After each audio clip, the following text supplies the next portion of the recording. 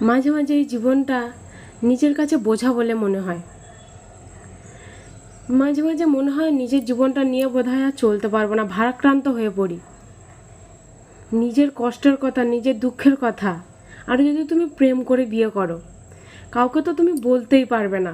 যদি মা বাবার কাছে বলো, সেও একটা কথা শোনাবে। আর আত্মীয় স্বজনদের কথা তো ছেড়েই দিলাম, ওদের কথা যদি বলো, ওরা কাটা খায় নুনের ছেটে দেবে। মা বাবাকে যদি বলো, মা বাবাকে বলবে নিজের পায়ে নিজে কুড়ুল মেরেছিস, তুই তো দেখি বিয়ে করেছিস।